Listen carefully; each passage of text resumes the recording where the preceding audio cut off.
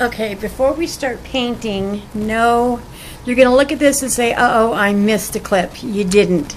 But what I found out when I went to look at it is my phone, which is how I video all this, fell forward at some point, and you couldn't see a thing I was painting. So this is what I did up here that you missed. Going to do a wash now on it, and let that dry, and then we're going to go on. I have to redo her face. I don't like my angel's face. I don't like it at all. So I've got to redo her face before we go on with our angel. Anyway, what I had said before was that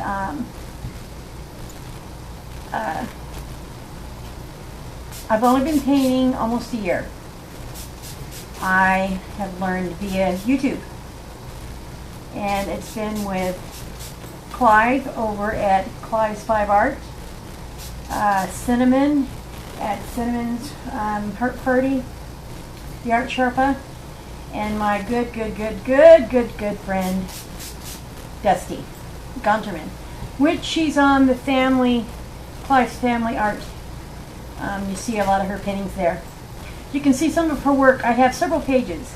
I have Faith's Treasure Box, which has all kinds of artists, including Clive's links to his tutorials, because he does true teaching tutorials.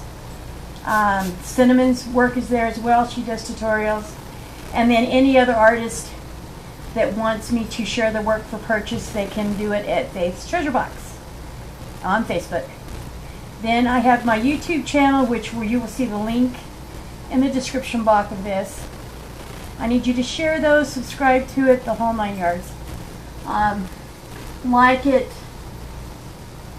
that type of thing.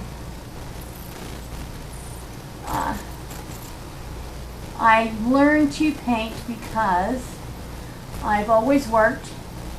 I've been somebody's mother or somebody's wife or having to do for others, like most women our whole lives.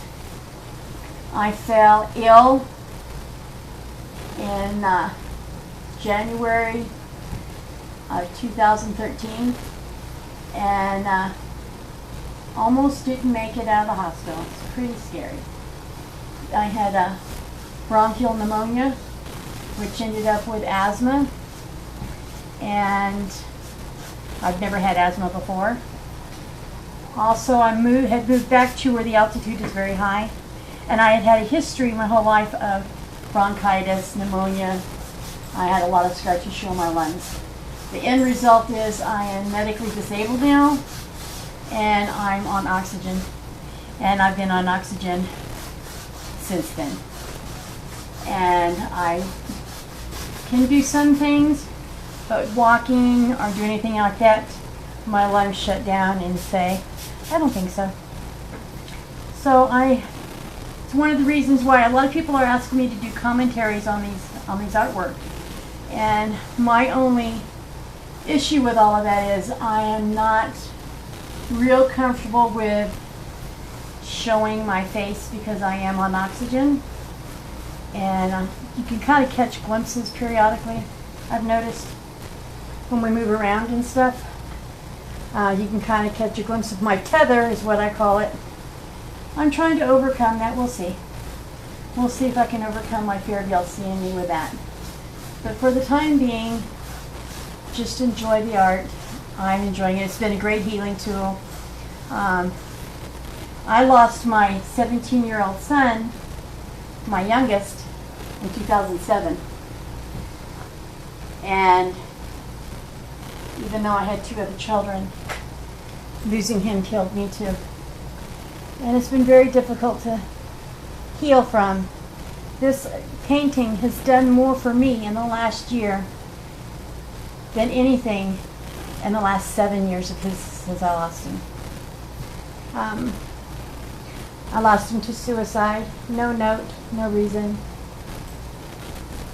Just a lot of empty questions, a lot of heartache. But my painting has done a lot to heal the soul.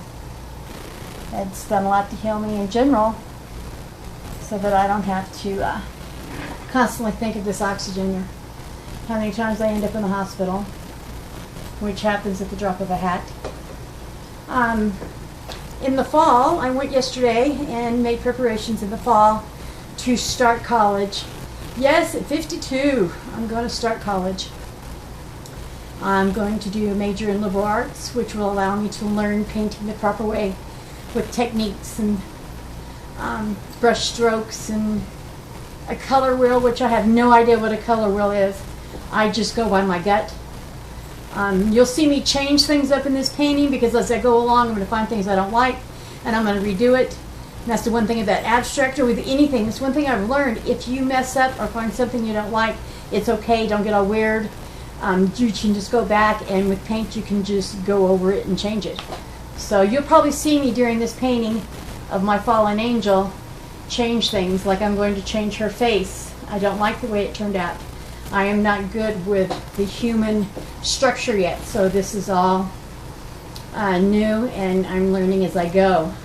But I'm going to redo her face, and she's going to have huge wings when it's all said and done, a sword, and some other things. I hope you enjoy this process. I'm trying to do as you request, and that's, they want commentary. But I do short versions of this. As you notice, there's a million little clips because a lot of people don't have time to sit down and watch a full hour of video at one time. So I do little clips of it so that you can watch just a little bit of it at a time and it not take up your whole day. We all have busy lives, and I'm not trying to take up a whole bunch of your time at once. And they're going to go into a playlist when it's all said and done. These will start airing, I think, day after tomorrow. I have them scheduled. And so far there's one for every day up through May 2nd, and this will be May 3rd. So we've got a few more to do because I'm taking my time with this. I may enter this into the fair, which is coming up. If it doesn't sell beforehand, it's probably going to go into the fair here and see how well they handle it. At any rate, enjoy the paintings, and we'll see it as I finish creating her. I'm going as I go. I have no pre-planned. This is just one step at a time on this, and if I don't like something, I'm going to go back and change it. So enjoy the ride.